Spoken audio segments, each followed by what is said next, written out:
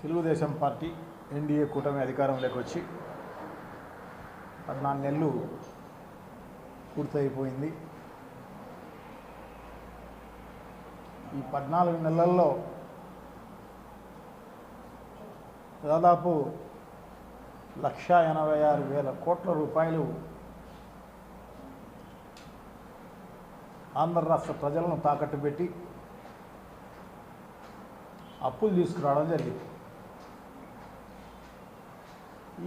ఈ మొదటి సంవత్సరంలో ఏదైతే ఎన్నికల మేనిఫెస్టోలో చెప్పడం జరిగిందో దాని అంతా కలిపి దాదాపు 84,000 కోట్ల రూపాయలు ప్రజలందరికీ బాకీ పడడం జరిగింది.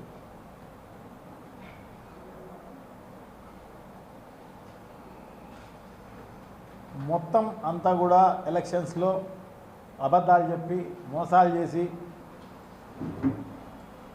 మళ్ళీ హామీలు ఇచ్చి బాండ్లు ఇచ్చి ఇంటింటికి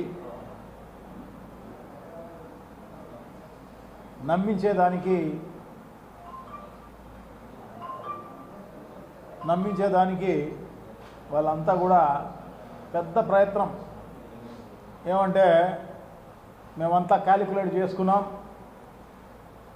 బడ్జెట్ సహకరిస్తుంది, ఏమి ఇబ్బంది ఏం లేదు అంటే సంపద సృష్టించేస్తాం, మేము చెప్పినట్టుగా ఇచ్చే కార్యక్రమం చేస్తాం, ఒకవేళ ఇవ్వకపోతే చొక్కా పట్టుకొని నిలదీయండి అని చెప్పేసి ప్రజాగలంలో నారా లోకేష్ చెప్పడం జరిగింది. అలాగే చంద్రబాబు నాయుడు గారు చెప్పడం జరిగింది, పవన్ కళ్యాణ్ గారు కూడా చెప్పడం జరిగింది. బీజేపీ వాళ్ళు పాల్గొనలేదనుకోండి ఆ కూటమిలో ఉన్న పార్టీ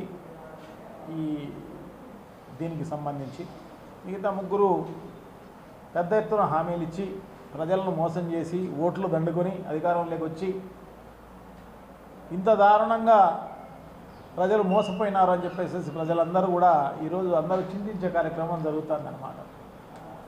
ఊరికే పాలిచ్చే ఆవును పోగొట్టుకొని జగన్మోహన్ రెడ్డి గారిని తన్నే గాడిదను దున్నపోతున్న తెచ్చుకున్నాము అని చెప్పేసి ప్రజలందరూ బాధపడుతున్నారు. ఈరోజు గడప గడపకు చేయడం జరుగుతోంది బాబు షూరిటీ మోసం గ్యారెంటీ అని. సో ప్రజలు చెప్తున్నారు మోసం గ్యారెంటీ కాదు సార్, మాకు నిజంగా కూడా అన్ని రకాలుగా అబద్ధాలు గ్యారెంటీ, కరువు గ్యారెంటీ, మోసం గ్యారెంటీ, అన్ని గ్యారెంటీలే చెప్తున్నారు, ప్రజలే చెప్తున్నారు. ఆ రకంగా నిజంగా మోసపోయినామని చెప్పేసి సో చాలా దారుణం. నిన్న అచ్చెన్నాయుడు గారు చెప్తున్నారు ఆడబిడ్డ నిధి అనేది అది అమలు చేస్తే ఈ రాష్ట్రాన్ని అమ్మేయాల్సిందే అని చెప్పి. ఈ రాష్ట్రాన్ని ఎప్పుడో అమ్మేస్తున్నారు. ఎందుకంటే 13-14 నెలల కాలంలోనే 1,86,000 కోట్ల అప్పు ఒక్క సంక్షేమ కార్యక్రమానికి ఇచ్చిన పరిస్థితి లేదు. ఈ రాష్ట్రాన్ని అభివృద్ధిలో భాగంగా ఏమన్నా ఖర్చు పెట్టిన పరిస్థితి లేదు.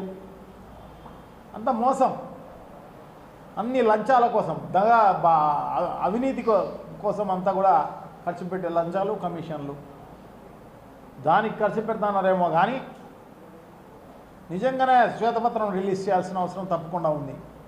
దీనిపైన ఎంత అప్పు చేసినారు, ఏ దానికి ఖర్చు పెట్టినారు, సకాలంలో ఉద్యోగస్తులకు జీతాలు ఇస్తున్నారంటే అది లేదు.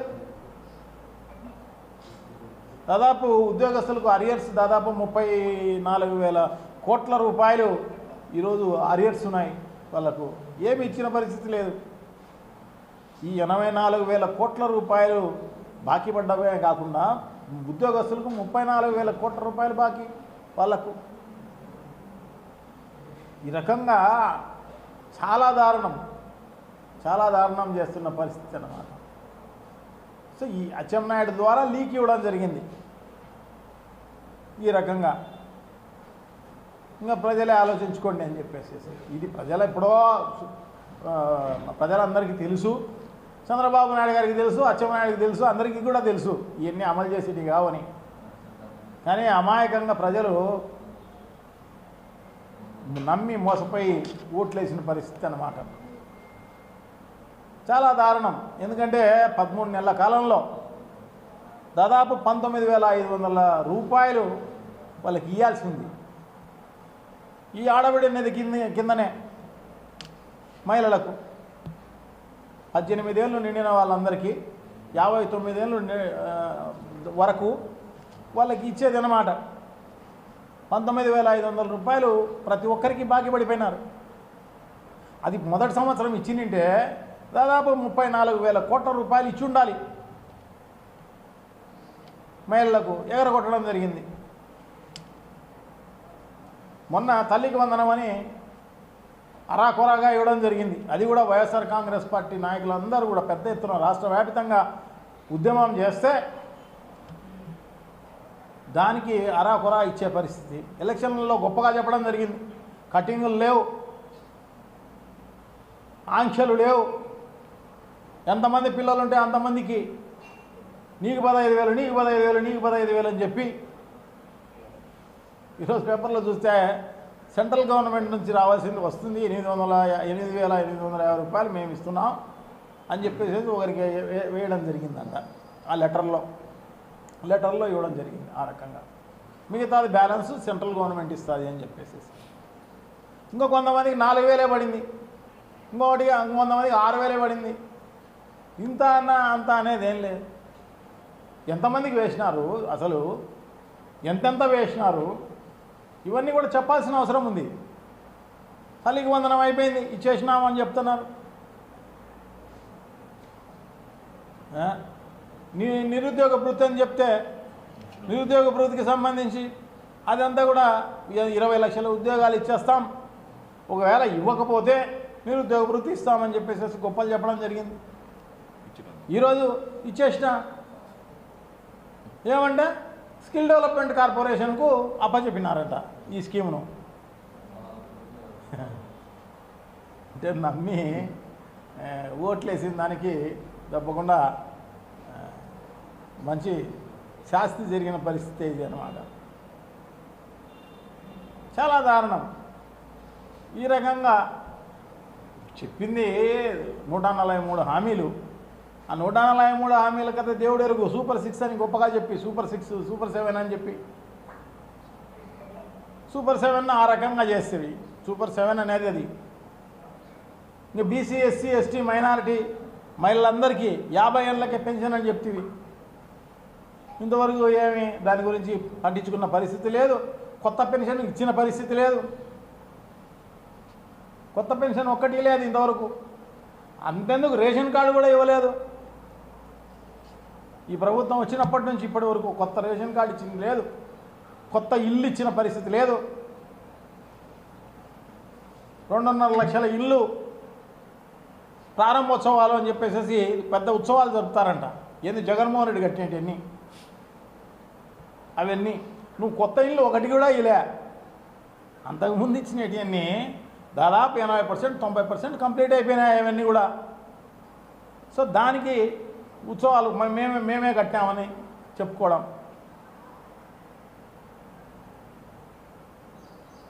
చాలా దారుణం. తర్వాత ఆర్టీసీ బస్ అనేది, ఉచిత ఆర్టీసీ బస్ అనేది దాన్ని ఊసేలేదు. అది డేట్లు చెప్తా ఉన్నారన్నమాట. ఈ నెల, ఆ నెల, ఈ మంత్, ఆ మంత్ అని చెప్పేసేసి చాలా దారుణం. ఇకపోతే అన్నదాత సుఖీభవ అనేది అస్సలు లేదు. దాని గురించి ఊసేలేదు. అది జూన్ 1వ తారీఖు అండి. జూన్ 1వ తారీఖు బాయ్. మళ్ళీ ఇప్పుడు కూడా జూలై కూడా పోయే పరిస్థితి ఉంది. ఇంతవరకు ఇచ్చిన పరిస్థితి లేదు. మొదటి సంవత్సరం ఎగరగొట్టేసినారు.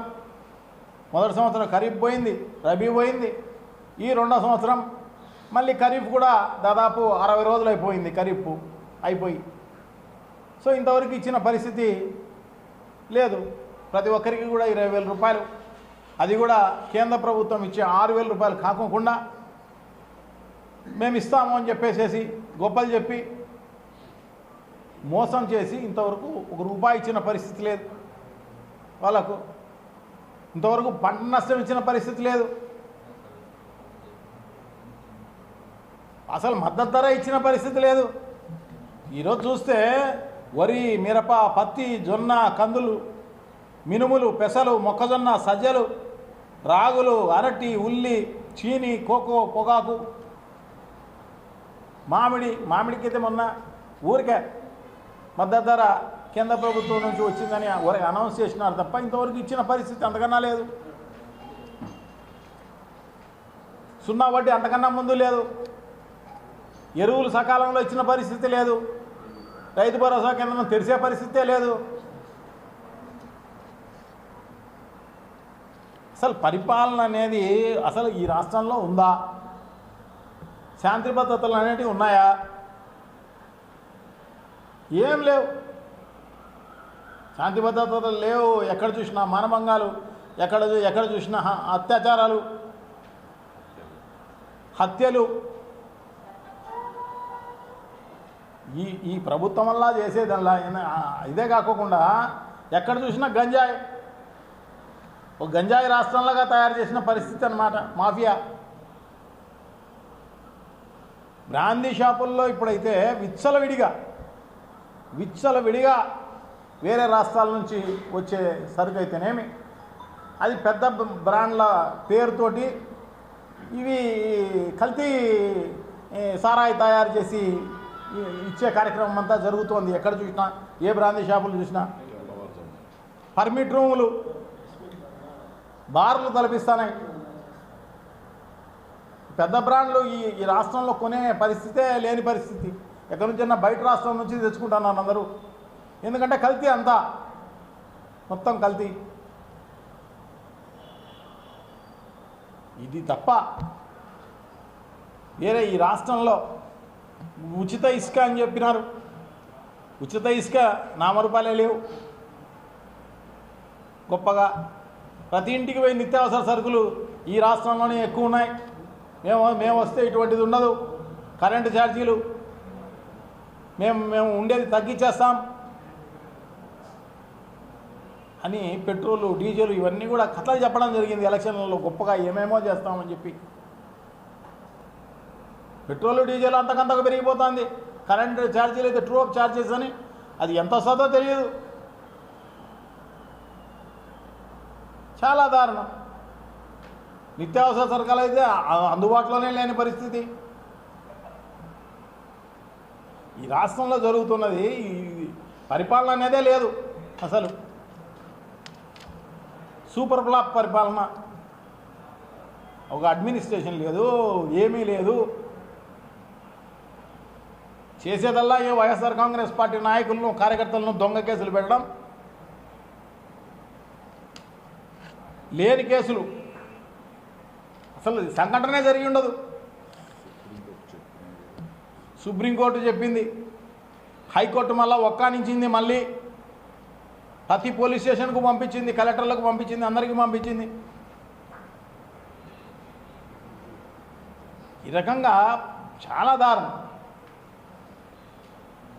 లేని కేసు ఇప్పుడు ఈ మద్యం కేసు పాత జగన్మోహన్ రెడ్డి గారి పరిపాలనలో మద్యం కేసు ఈ రకంగా ఉందని చెప్పేసి అది లేనే లేదు. అసలు బేతాల కథ ఉన్నట్టే అది. లేని కేసును అందుకే, ఎందుకంటే ఆ ప్రభుత్వం, జగన్మోహన్ రెడ్డి గారి ప్రభుత్వము ఒక పారదర్శకంగా సారాయి పెట్టింది. ఎందుకంటే ప్రజలు తగ్గించాలి, ప్రజలకు ఈ అలవాటును మానిపించాలి. అందుకోసం వాళ్ళకి షాక్ ఇచ్చే విధంగా రేట్లు పెడతాం అని ముందు ఎలక్షన్ల ముందే చెప్పడం జరిగింది. ప్రభుత్వం బ్రాందీ షాపులు పెట్టి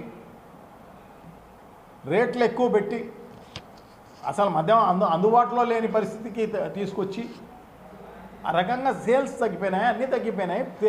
తెలుస్తోంది. దాంట్లో ఏం స్కామ్ అని చెప్పేసి, దాని పెద్ద స్కామ్ అని చెప్పేసి దాన్ని మోసే ఈ కూటమి ప్రభుత్వాన్ని మోసే మీడియా ఉంది. ఆ మీడియాలో పుంకాలుగా పేపర్లుగా అదే వచ్చే కార్యక్రమం జరుగుతోంది. అంతా సంబంధం లేని వాళ్ళందరినీ అరెస్ట్ చేసే కార్యక్రమం. సో ఇదొకటే కాదు, అన్ని రకాలుగా అందరినీ కూడా వైఎస్ఆర్ కాంగ్రెస్ పార్టీ నాయకులను, కార్యకర్తలను గ్రామాల్లో నిజంగా కూడా చాలా దారుణం. గ్రామాల్లో అయితే లేని కేసులన్నీ ఎప్పుడో అంతకుముందు ఎలక్షన్లో శ్రీకాంత్ రెడ్డి దాంట్లో అంతకుముందు ఎలక్షన్లో బాణసంచా కాల్చినారంట. అప్పుడు ఏదో ఇబ్బంది అయిందంట ఒక ఆయనకు. ఎప్పుడో జరిగిన సంఘటన దానికి ఇప్పుడు చిన్న పేపర్ పైన ఒక కంప్లైంటు పోలీస్ స్టేషన్లో దానిపైన కేసులు బుక్ చేయడం, దానిపైన రమేష్ కుమార్ రెడ్డిని వీళ్ళందరినీ అరెస్ట్ చేసిన కార్యక్రమం చూడండి ఎంత దారుణం. ఎప్పుడో జరిగిన సంఘటన, అది అసలు జరగని సంఘటనల పైన ఈ రకంగా ఇబ్బంది చేసే కార్యక్రమం చేస్తున్నారు తప్ప ఈ ప్రభుత్వం చేసింది ఏమీ లేదు. ప్రజలకు కానీ ఈ రాష్ట్రానికి కానీ దోపిడీ దుర్మార్గం చేస్తున్నారు తప్ప వేరే ఏం లేదు. బ్రిటిష్ పరిపాలన మంచిగా చేసినట్టుగా అనిపిస్తుంది.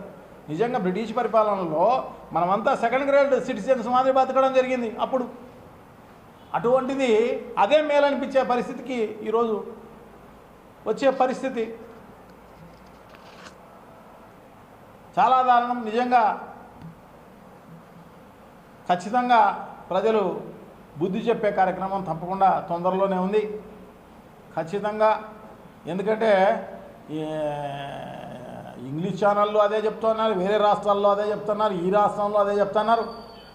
ఒక దుర్మార్గమైన పరిపాలన జరుగుతుంది, ఒక అవినీతిమయమైన పరిపాలన జరుగుతుందని చెప్పేసి ముమ్మరంగా చెప్పే కార్యక్రమం జరుగుతుంది. ఖచ్చితంగా ఈ ప్రభుత్వానికి తొందరలోనే బుద్ధి వచ్చే విధంగా ప్రజలే నడుచుకుంటారు అని చెప్పేసి తెలియజేసుకుంటున్నాం. Thank you. నమస్కారం.